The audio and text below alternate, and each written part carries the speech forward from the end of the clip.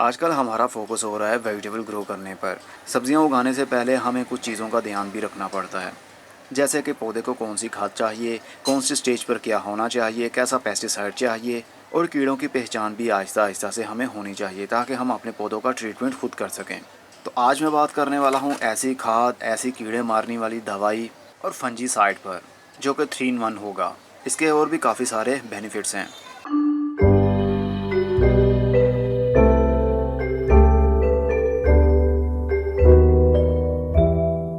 अस्सलाम वालेकुम मेरे दोस्तों, सज्जनों और बेलियों। मैं हूं इजहार अहमद और वेलकम करता हूं आपको किचन गार्डनिंग चैनल पर। आज मैं बात करने वाला हूं सल्फ़र पर। सल्फ़र एक खाद भी है, पेस्टिसाइड भी है और फंजीसाइड भी। मतलब खाद के रूप में भी इसको इस्तेमाल किया जा सकता है और पेस्टिसाइड के तौर पर भी और फंजीसाइड के तौर पर भी और वायरस को रिमूव करने के तौर पर भी।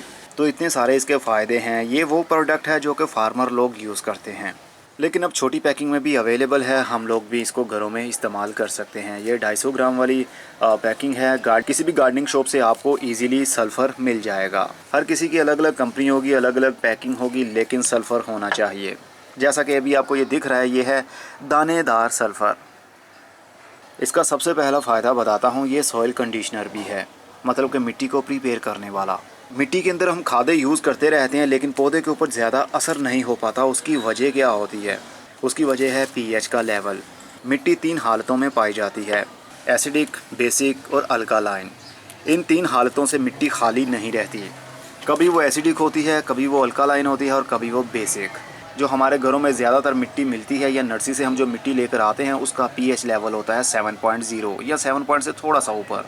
पीएच का बहुत ही अमल दखल है आपके पौधों के ऊपर। जिस मिट्टी के अंदर हमने पौधा लगाया हुआ है सब्जी वाला, फॉर एग्जांपल मान लीजिए बैंगन का हमने पौधा लगाया हुआ है, उस मिट्टी का पीएच लेवल बहुत ही नीचे आ गया, मान लीजिए 3.0, 4, 5 तक आ गया, तो उसको सही से फ्रूटिंग नहीं हो पाएगी। वो जो मिट्टी के अंदर हमने खादें यूज़ की हैं, जड़ें उसको इनटेक कर ही नहीं पाएंगी, खादों को ले ही नहीं पाएंगी। मिट्टी के अंदर नाइट्रोजन, फास्फोरस, पोटाशियम पड़ा रहेगा, लेकिन वो जड़ें वहाँ से उसको ले नहीं पाएंगी, क्योंकि मिट्टी का पीएच लेवल इतना गिर गया है कि जड़ों के ऊपर एक लेयर सी बन जाती है, एक शील्ड सी बन जाएगी। जड़ें वहाँ से खुराक को पिक कर नहीं पाएंगी। अगर पीएच बहुत ज़्यादा बढ़ जाता है, अल्कालाइन बन जाता है, 7.0 से ऊपर चला जाए, 9 हो जाए, 10 हो जाए, तो भी प्रॉब्लम होती है। मैं आपको ज़्यादा उलझन में नहीं डालना चाहता। पीएच क्या चीज़ है, इसका कैसा असर होता है पौधों के ऊपर और मिट्टी के ऊपर, इसके ऊपर मेरी वीडियो जो कि ऑलरेडी मौजूद है, 1.5 साल पहले मैंने बनाई थी।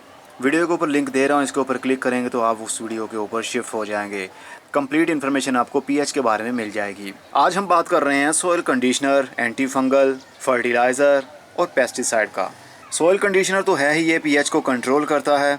जब जाहिर सी बात है मिट्टी का पीएच लेवल कंट्रोल हो जाएगा, तो उसके अंदर जो भी खाद होगी वो जड़ें आसानी से पिक कर सकेंगी। फंगस के लिए सल्फर बहुत ही अच्छी चीज़ मानी जाती है। आपको मालूम है फंगस एक्टिव होता है तब जब फंगस को आइडियल टेम्परेचर मिलता है, आइडियल ह्यूमिडिटी मिलती है, तो फंगस एक्टिव हो जाता है। फंगस हर जगह पर मौजूद है, चाहे वो खुश्क जगह हो, चाहे वो गीली जगह हो, लेकिन उसको एक ख़ास टेम्परेचर चाहिए और ख़ास नमी चाहिए जब उसकी आंखें खुल जाती हैं। और जब उसकी आंखें खुल जाएं तो उसके आगे कोई पौधा आए या इंसान आए या जानवर आए, उसके ऊपर हमला ज़रूर करता है।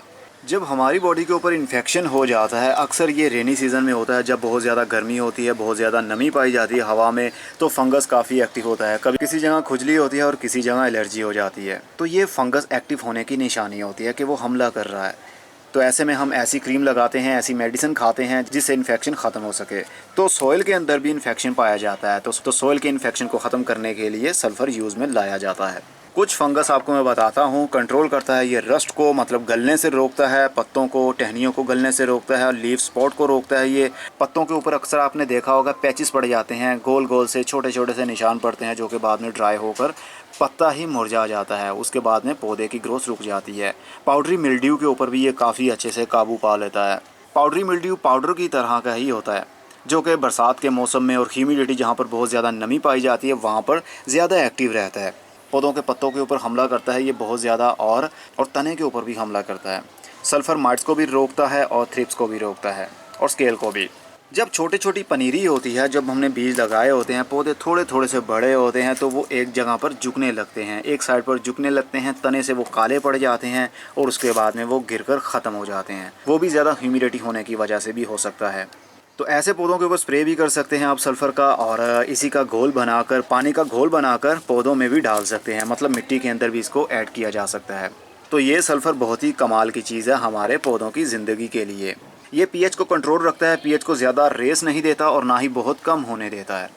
इसका यूज़ आप 15 दिन के बाद या 1 महीने में 1 मरतबा कर सकते हैं। 5 लीटर पानी लीजिए और उसके अंदर आधा चाय वाला चम्मच ये वाला जो पाउडर है, ग्रैनुलर शेप में है, बारीक बारीक से गोल गोल से दाने हैं, ये काफ़ी स्लिप भी हो रहे हैं। ये जैसे ही पानी के अंदर डालेंगे तो ये खल हो जाएगा। उसके बाद वो वाला पानी आप पौधों में ऐड कर सकते हैं और उसी का स्प्रे भी किया जा सकता है। 5 लीटर पानी में 1 चाय वाला चम्मच। जितने भी आपके पास गमले हों या ज़मीन के अंदर पौधे लगे हों, 1 गिलास पानी वो वाला लीजिए और तने के पास में डाल दें। जड़ों वाले एरिया में ये वाला पानी पहुंच जाएगा और इसके ऊपर जो भी फंगस का हमला हुआ होगा वो ख़त्म हो जाएगा। फंगस को ये किल करने में मदद करता है, बल्कि फंगस और वायरस को तो दुनिया की कोई भी चीज़ ख़त्म नहीं कर सकती। ये हर जगह मौजूद है, बस वो डेड हो जाते हैं कुछ अरसे के लिए, समझ लीजिए वो सो जाते हैं। और जितनी भी दुनिया की दवाइयाँ और केमिकल पाए जाते हैं वो लाइव वायरस के लिए ही, मतलब जो ज़िंदा है उनके ऊपर ही वो हमला करता है, उनके ऊपर ही उसका असर होगा। जो मरी हुई चीज़ है, जो सोई हुई चीज़ होगी, उसके ऊपर उसका असर नहीं होगा।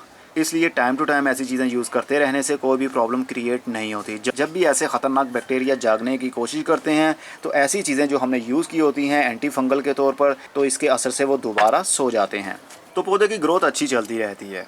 वही पानी जो 5 लीटर पानी के अंदर 1 चाय का चम्मच आपने मिक्स किया है, उसी का स्प्रे भी आप कर सकते हैं। स्प्रे पौधों के ऊपर, फूलों के ऊपर, मिट्टी के ऊपर, हर जगह पर आप कर सकते हैं। लेकिन बहुत ज़्यादा गर्मी के दिनों में इसका स्प्रे नहीं किया जाता क्योंकि इसकी अपनी हीट होती है। ज़्यादा हीट होने की वजह से पौधों के पत्ते जल सकते हैं, इसलिए शाम के टाइम या रात के टाइम इसका इस्तेमाल किया जा सकता है। और ये पौधे को हरा भरा रखने में भी काफ़ी मदद करता है। ग्रीन ग्रीन से पत्ते रहते हैं। अक्सर आपने देखा होगा पौधे के पत्ते आहिस्ता आहिस्ता से पीले होने लगते हैं। उनके अंदर जो पत्तों में वेल्स होती हैं वो आहिस्ता आहिस्ता पीली होती हैं और पत्ते सूखने लग जाते हैं। ये क्लोरोफिल को भी कम नहीं होने देता, मतलब पौधों के अंदर जो रस पाया जाता है वो क्लोरोफिल होता है पत्तों को हरा भरा रखने के लिए। तो उस पानी को भी ये ज़्यादा इंक्रीज़ करता है। क्लोरोफिल ज़्यादा देर तक बना रहता है, पत्ते हरे रहते हैं। इवन के पौधे के पत्ते पुराने भी हो जाएं तब भी ये देर तक टिके रहते हैं, हरे रहते हैं, वो सल्फ़र की यूज़ की वजह से। ज़मीन के अंदर कुदरत ने हर चीज़ रखी है, ये भी ज़मीन का ही एक हिस्सा है। ये भी पत्थर है, इसको प्रोसेस करने के बाद में केमिकल का रूप दिया जाता है। पौधों के बारे में तो इन्फॉर्मेशन आती ही रहती हैं, लेकिन हम अब ऐसी चीज़ों के ऊपर भी डिस्कस किया करेंगे जिसके ऊपर मेरी अभी तक ज़्यादातर वीडियोज़ नहीं हैं। तो इसका यूज़ आपने कम करना है 15 दिन के बाद या फिर 30 दिन के बाद। अगर आप सेफ़ वे पर चलना चाहते हैं तो महीने में सिर्फ 1 मरतबा इसका यूज़ कर लिया करें। वही 5 लीटर पानी के अंदर 1 चाय का चम्मच डाल के उसी का स्प्रे कर दिया रात के टाइम, और वही पानी 1-1 गिलास आप गमले के अंदर डाल सकते हैं, या ज़मीन के अंदर पौधा लगा हो तो 1 गिलास उसके तने के पास में डाल दिया करें। इसका यूज़ कर लेने से बहुत सारे फ़ायदे होंगे। जो भी आपने खाद यूज़ की होगी, एनपीके यूज़ की होगी, गाय का गोबर यूज़ किया होगा, वट जो भी खाद आपने मिट्टी में डाली है, मिट्टी के अंदर वो खाद स्टोर है, पड़ी हुई है, लेकिन जड़ें उसको इनटेक नहीं कर पा रही क्योंकि उसका पीएच लेवल या तो कम हो जाता है या ज़्यादा हो जाता है, या फंगस या वायरल डिजीज़ ऐसी होती हैं जो जड़ों के साथ में चिपक जाती हैं, खाद को लेने ही नहीं देती, बल्कि वो खुद जड़ों के साथ चिपक कर अपनी खुराक लेते रहते हैं और पौधे की ग्रोथ दिन ब दिन कम होती है। हम जितनी मर्ज़ी खाद डाल दें वो मिट्टी में रहेगी, लेकिन पौधे को वो मिल नहीं पाएगी। होपफुली आपको अच्छे से समझ लग गई होगी सल्फ़र का यूज़ क्या क्या है। अब मैं चलता हूँ। खुदा हाफिज़, goodbye, see you and tata, और अपना बहुत सा ख्याल रखिएगा।